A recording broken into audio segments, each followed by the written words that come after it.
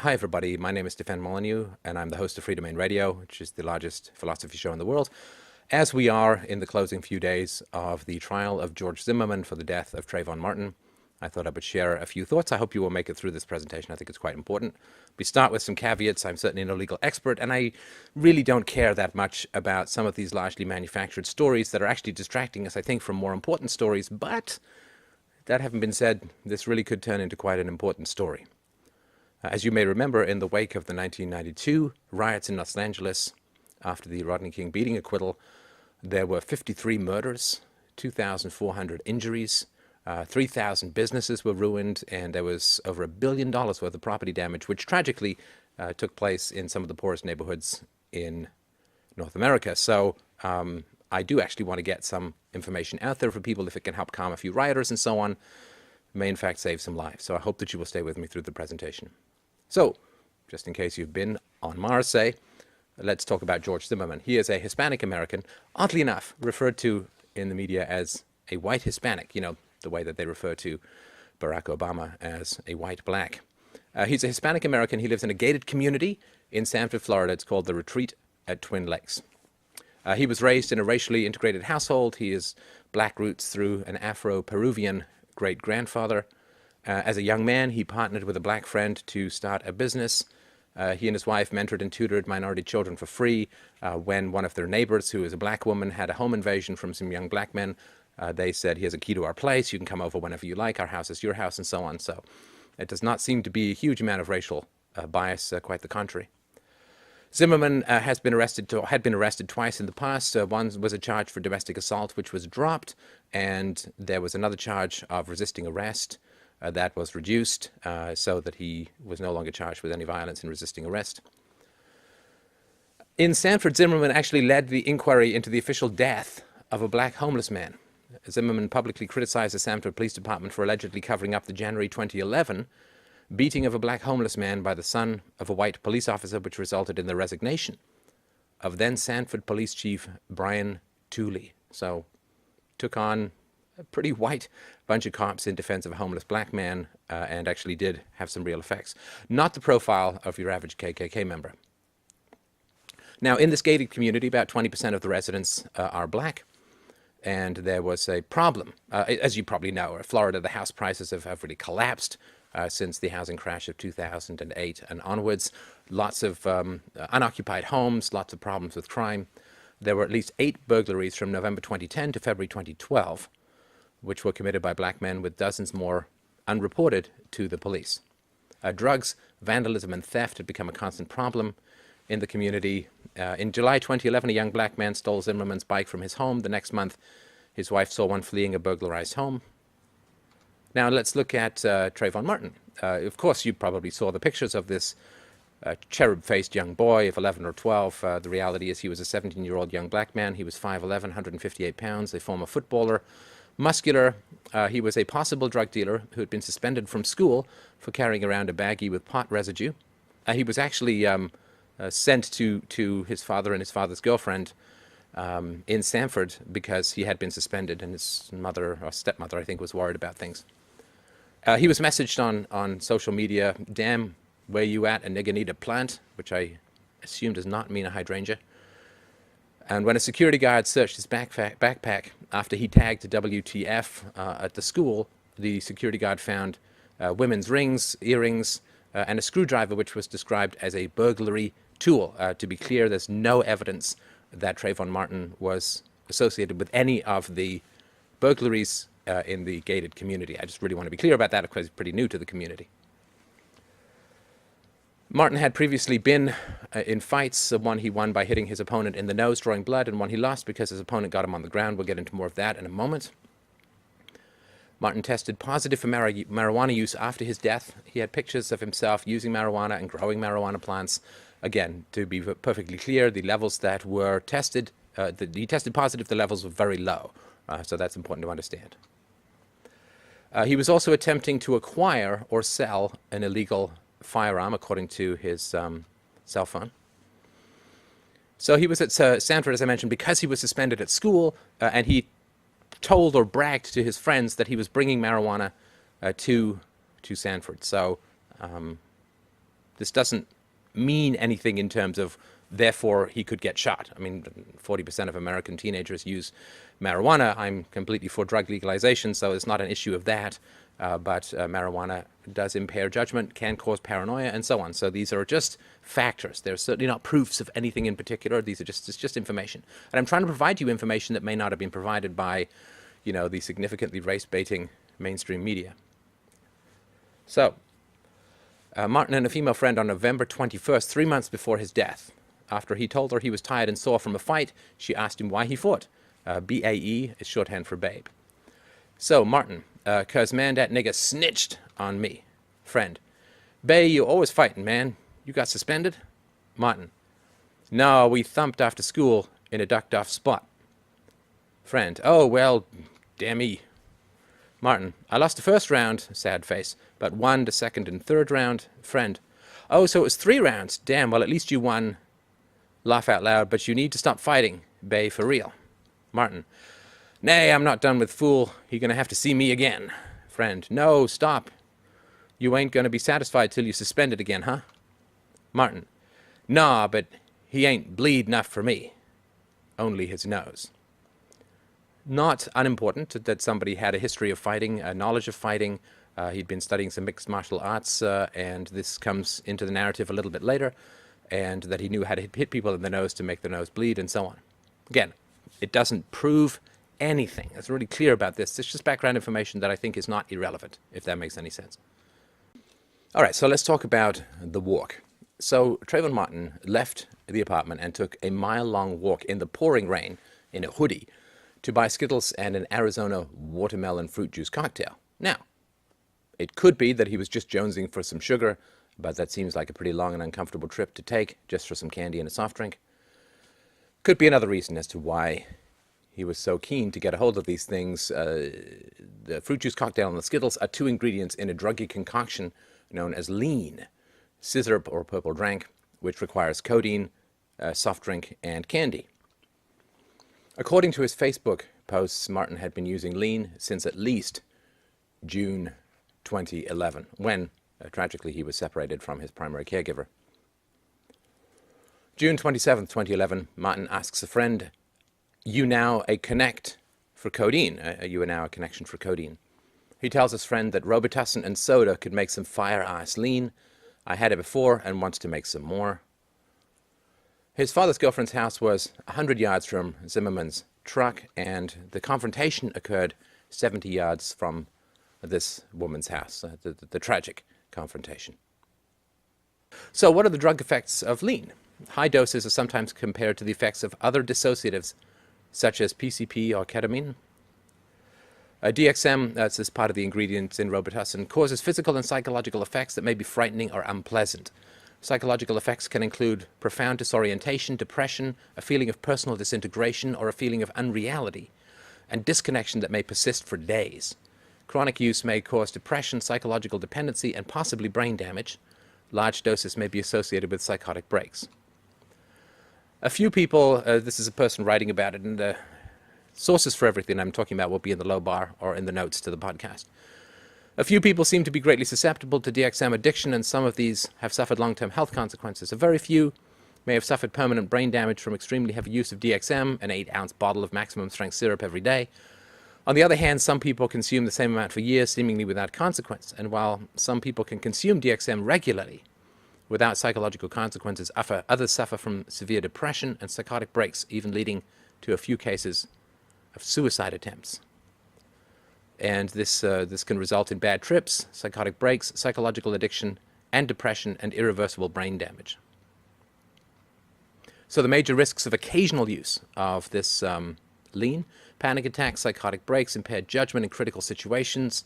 The risks of regular use and binges: mania, violent ideation, means repetitively violent thoughts, antisocial behavior and paranoia. And in fact, the woman he was on the phone with, Gentile, did describe him as paranoid during the time that he was on the phone with her when he was walking home.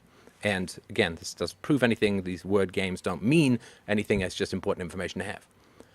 So regular use can cause habituation and psychological addiction, tolerance and physical addiction, psychosis, liver, kidney, and pancreas damage, And in fact, Martin's liver indicated the beginning stages of an unusual degrading known as mild fatty metamorphosis, and his brain tissue appeared compromised, both conditions symptomatic of DXM use, though not proof of damage from DXM.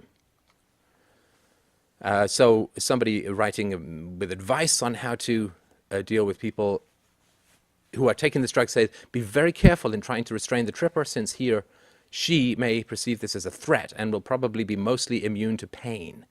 The tripper, like a cornered animal, could beat the living shit out of you without thinking twice. And again, this does prove nothing. These are possible indications of what might have happened. I just want to be clear about that. So what happened? So before this time, February 2nd, 2012, Zimmerman called 911, concerned that a young black man was scouting a burglary location, and said, I don't want to approach him personally.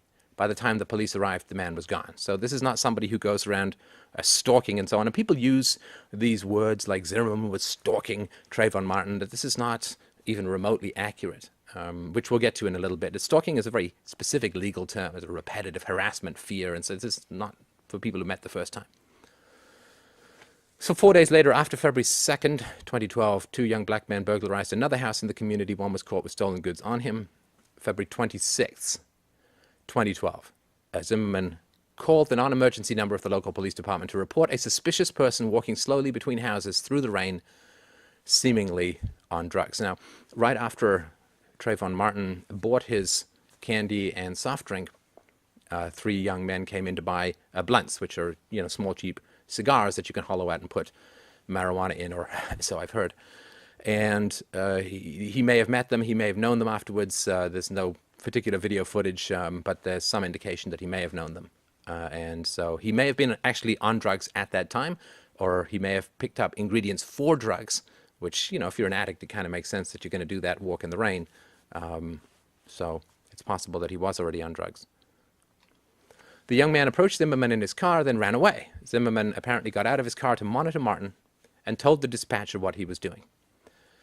And the dispatcher replied, okay, we don't need you to do that. This is a point of great contention for people following this trial. If only Zimmerman had stayed in his car, if only he had listened to the dispatcher, then none of this would have occurred. And we will get to that, the legality of that in a sec.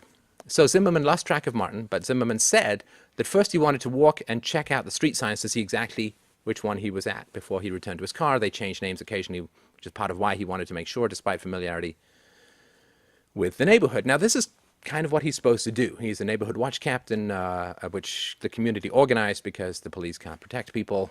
We all know that, which is really tragic. But so he was part of this is what he's supposed to do. And the police are always saying, if you see something, say something, report suspicious activity, and so on, right? So after doing this, Zimmerman says he was returning to his car. As he was returning to his car, Zimmerman asserts that Martin confronted him, demanding to know what his problem was. Zimmerman replied that he had no problem, at which point Martin basically said, well, now you have a problem, and punched him in the nose, breaking or fracturing it and knocking him backwards onto the sidewalk. According to eyewitness testimony, Martin jumped on top of Zimmerman, punching him in the face and pounding his head into the concrete. At this point, of course, Zimmerman can't see and can't breathe, right? His blood is pouring back from his nose into the back of his mouth. He's choking, he can't see, and he can't breathe. So he's already in a desperate panic, as anybody would be in that situation. Witnesses report Zimmerman was screaming for help. The mothers of both Zimmerman and Martin report that it was their sons who were screaming for help. One witness described Martin pummeling Zimmerman with an MMA technique called ground and pound. According to Zimmerman, Zimmerman was having his head pounded, against the concrete pavement, and he knew that he was close to the grass, and he was trying to shimmy up to get his head to be pounded on the grass rather than on the concrete because he was terrified of losing consciousness and dying. When he was shimmying himself, according to him, his coat rode up, and Martin saw his gun and said, "You're going to die tonight, motherfucker," and reached for the gun. Zimmerman grabbed the gun, shot at Martin. This is important. If you say shot Martin, well, if he's half blind and choking and it's raining and it's nighttime, I mean, the idea that he can sort of aim, he's just pulling and shooting wildly, that would be my guess. The bullet passes through Martin's chest, injuring his heart, and he may have been able to speak for 10 to 15 seconds, and Zimmerman reports that Martin said, "You got me," and then he may have lived from 1 to 3 minutes afterwards. So, of course, you could easily say, well, Zimmerman is just making up a whole bunch of stuff, he's saying whatever is convenient and so on, and for those who say that the stand your ground law has anything to do with this, I can only tell you that you're actually not correct about that. Stand your ground is if somebody is approaching you, you don't have the duty to retreat. If somebody is on top of you and pounding you, there's no possibility of any kind of retreat. So the stand your ground law is irrelevant to this. Is classic self-defense. But the important thing is that Zimmerman's account is corroborated by all available evidence. And the prosecution did not overturn any of the available evidence which corroborates Zimmerman's accounts. There were no injuries on Trayvon Martin's body except for the gunshot wound and injuries to his knuckles, which obviously come from punching someone. Zimmerman's head had lacerations. His nose had been broken or fractured. He had sustained 2 black eyes and a coccyx injury. And Zimmerman had grass stains on the back of his jacket, which would be in accordance with his testimony. And a police detective actually lied to or misled Zimmerman while he was interviewing him after the incident. And he said the entire assault had been caught on video camera. And Zimmerman's response was, "Thank God." Not unimportant. Now, people say Zimmerman should not have followed Martin. Well, it's irrelevant to the law.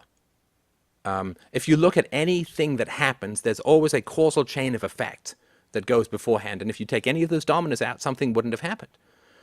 But let's say Martin was someone who was going to do another home invasion. He wasn't, but let's say he was going to do another home invasion, and Zimmerman had decided to stay in his car. Well, then you say, well, he should have gotten out of his car because then somebody died, right? So you can go back and sort of replay anything and say that there are different choices that could have been made, but that's only with the full information that you have looking back, right? Hindsight is 20/20. The point of this trial, as the point of any criminal trial, is to determine whether a defendant accused of violating one or more criminal statutes will be found guilty or acquitted. That's all it's about. Will a defendant accused of violating one or more criminal statutes be found guilty or acquitted? Now, in his neighborhood watch capacity, Zimmerman decided to watch Martin. The police dispatcher said that Zimmerman did not need to follow Martin. This is not an order. This is no binding authority. This is a standard line, not situation dependent and not authoritative or enforceable in any way whatsoever. Like if a police officer tells you to do something, you have to obey. If someone at the other end of a 911 call tells you, we don't need you to do that, or it might be better to do this, not authoritative, not binding in any way, shape, or form. So if you see someone, hanging from bushes at the edge of a cliff, and you call 911, and the guy's like, help me, I'm about to fall, and you say, I need help, this guy's about to fall off a cliff, and they say, well, our nearest cruiser is 10 minutes away. And you say, well, I'm going to go help him. They actually will tell you, we don't need you to do that. They actually cannot give you orders, because they're legally liable if they give you orders. So the fact that the dispatcher said, we don't need you to do that, is not binding, is not authoritative in any way, shape, or form. So it has nothing to do with the law whatsoever. Zimmerman decided to keep an eye on Martin. That's a perfectly legal action. In fact, it's encouraged by the police as a whole. They often work with neighborhood watches to make sure that this kind of stuff occurs. There's no law anywhere in the United States that prevents one person on a public street from watching another person on a public street. There's no right of privacy when walking down a public street. So, Zimmerman broke no laws by being in the neighborhood watch, by believing that Martin was acting suspiciously, by calling the police to tell them what he was doing and asking for assistance, by declining the dispatcher's suggestion to stop observing Martin. Not illegal in any way, shape, or form. Continuing to observe Martin without making contact or interfering with his free actions is all perfectly legal. Now, when Martin was bugged, annoyed, frightened, or angry at the man he referred to as a creepy-ass cracker, when he went up to Zimmerman and said, what the fuck is your problem, homie? You didn't break any law. You can verbally confront people. That's fine. And when Zimmerman said, I don't have a problem, when he tells Zimmerman, well, now you have a problem, all perfectly legal. If he'd said to Zimmerman, fuck off, stop following me. I'm like right here. I live with my father's and his girlfriend. Perfectly legal. and would have ended the problem. There would have been nothing further. However, right, so these are the steps around the law. The moment that Martin punches Zimmerman in the face, well, now he's committed a crime. So nothing Zimmerman did was illegal, but what Trayvon Martin did in punching him in the face was illegal. Now, in some jurisdictions in the US, the first punch might be classified as a misdemeanor. Still a crime, but depending on the mood of the DA, might be a misdemeanor. But once Zimmerman is on the ground and Martin attacks him again, it is no longer a misdemeanor. This almost automatically becomes felony battery, a significant crime. Once Martin allegedly said, "You're going to die tonight, motherfucker," and began smashing Zimmerman's head into the concrete, either or, this becomes attempted murder. If we accept, right, this is important to remember, if we accept Zimmerman's testimony and the eyewitness accounts and the physical evidence, at this point he can't see, he can't breathe, he's being told he's going to be murdered, and his skull is being smashed repeatedly into concrete. Forget race, forget age, forget cherubic pictures, forget all the portraits that the media has painted of a racist, of white on black crime. At this point in the interaction, Zimmerman cannot breathe. He cannot see. He's just been told he's going to be murdered, and his head and skull are being smashed repeatedly into concrete. And he's got a gun on him, but he has waited for over 40 seconds from the beginning of the altercation. He still has not fired his weapon or reached for it.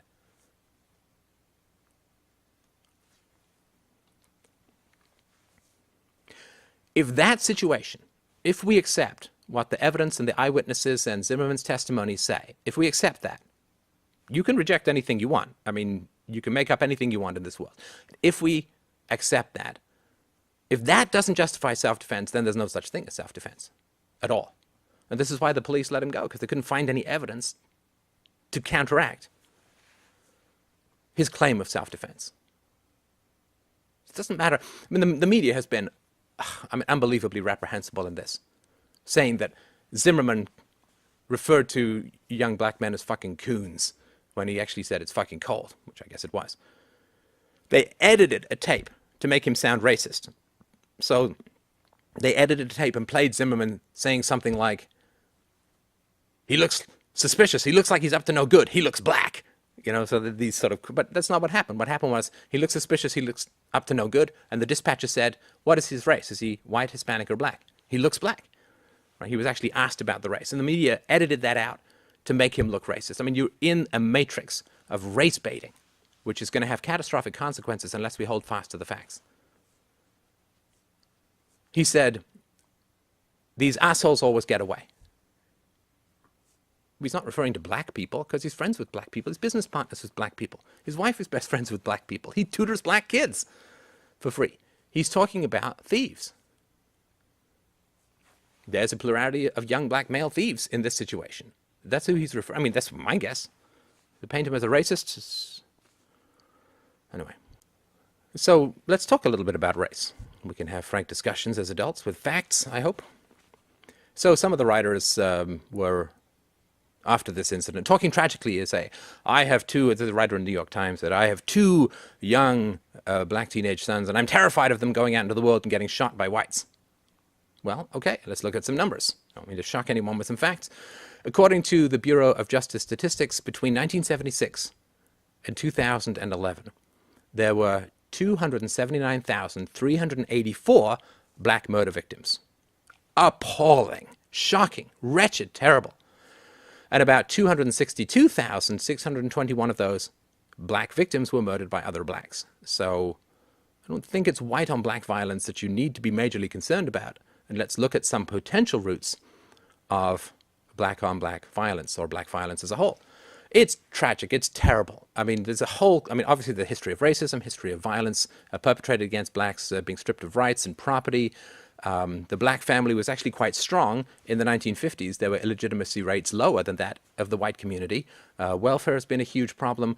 Blacks are exposed to terrible, wretched, horrible educational systems. There's a war on drugs, which has disproportionately been tempting for black youth to get involved in as a way of getting easy money, at the same time as there's been a death in manufacturing and a huge spike in the minimum wage, which has meant lower skilled people don't have as much in easy access to, the basic three things that you need to do to get into the middle class, right? You need to finish high school, you need to get and keep a job for at least a year, and you need to not have a child out of wedlock. Those are three things. Statistically, if you do those three things, you are fine, you are set to go.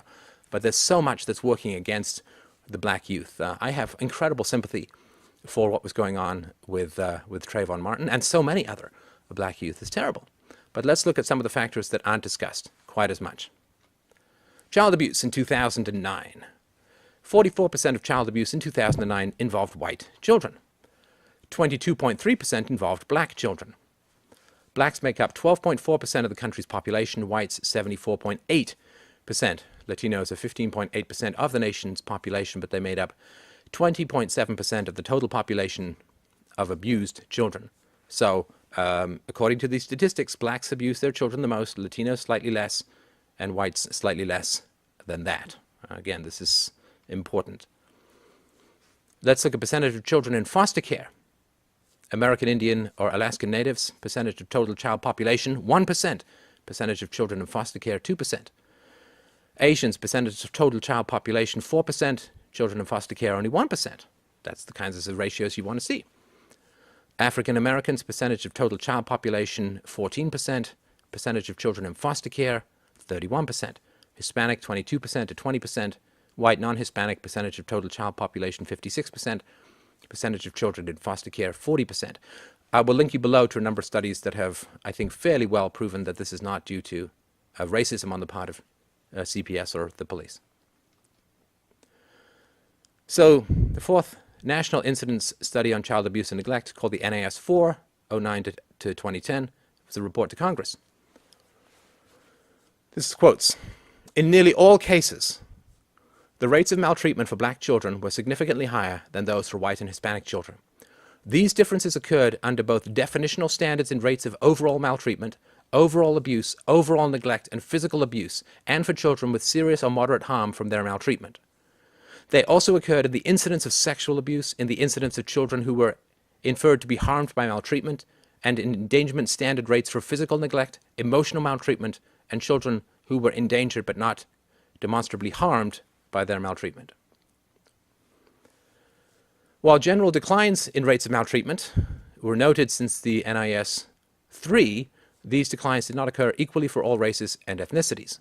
Rather, rates of maltreatment for white children declined more than the rates for black and Hispanic children in the incidence of abuse, physical abuse in children seriously harmed by maltreatment. For emotional neglect, maltreatment rates for white children declined, while rates for black and Hispanic children increased. For emotional neglect, rates for white children increased less than the rates for black and Hispanic children. Now, I will link below to a presentation, the facts about spanking, which show that spanking increases aggression, increases social conflict, decreases IQ, and increases likelihood for criminality, drug use, promiscuity, smoking, teen pregnancy, you name it. It's one of the worst things that can happen to any human being. So, as we all know, black culture in the U.S. is heavily skewed to the matriarchal side, let's say.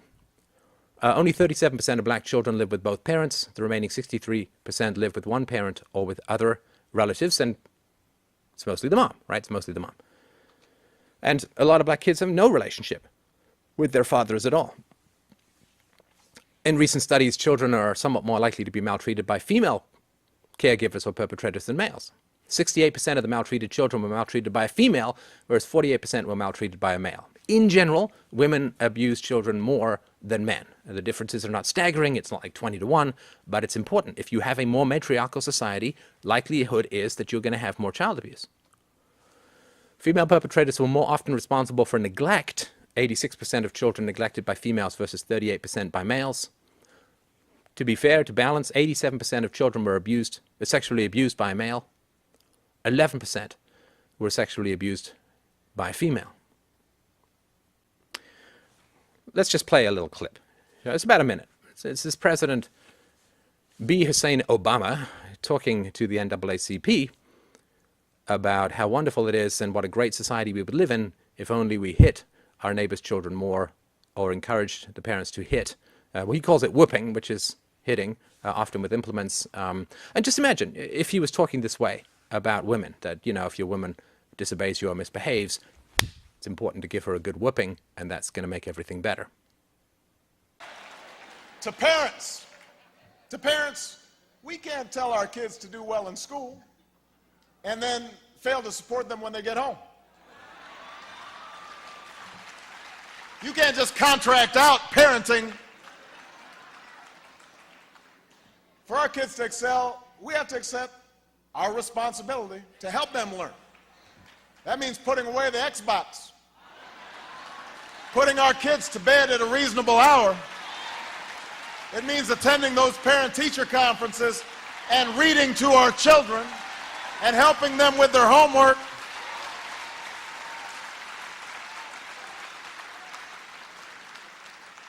And by the way, it means we need to be there for our neighbors' sons and daughters.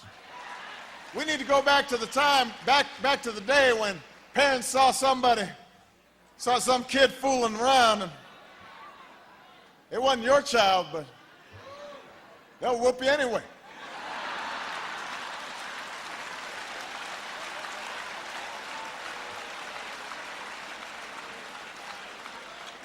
Or at least they'll tell your parents. Their parents, though, you know. I don't think anything more needs to be said about that. So here's an example. So Atlanta megachurch pastor Creflo Dollar. That is one fine name for a preacher. I guess in Atlanta they have truth in advertising laws. Creflo Dollar was arrested after his 15-year-old daughter called 911 to say that he had choked her and slapped her. He was held in jail for a few hours. He then called his daughter a liar from the pulpit of his 30,000-member church. The Georgia State Conference of the NAACP and the group's Fayette County, Georgia branch released a statement saying that they were investigating Dollar's arrest on the grounds that he has a right to be a, quote, responsible parent and discipline his children. Boy, we've come a long way from W.E.B. Du Bois, prominent black activist of quite some time ago, who said that the black child should exist in a haven of peace and security within his own home. Now it's, you can choke your daughter if she questions you about whether she should go to a party or not. 89% of black parents, 79% of white parents, 80% of Hispanic parents, and 73% of Asian parents say that they have spanked their children. It disproportionately goes up. If you are raised by, this is not to characterize all black women or all black single moms or anything like that, but statistically, if you are much more likely to be raised by a physically abusive or neglectful single mom, well, does this go some ways towards explaining rap lyrics? I think it's possible. And this is another quote, from comedians and superstar radio personalities to preachers and YouTube videos of child beatings, and Barack Obama, black culture encourages and even celebrates the beating of children. And I'm sorry, I can't find any way in which white people are making black people do that. I'm happy to be corrected. Maybe there's some nefarious mind ray called Hit Your Children that even my pasty-ass dome is portraying, but I think that's something the black community kind of got to look at themselves. And, you know, some of them have done that, which I think is great. So the attempt to put everything through the lens of race is incredibly volatile. I think it's incredibly destructive. I think it turns us who are generally, tax livestock and playthings of the ruling classes, it turns us against each other.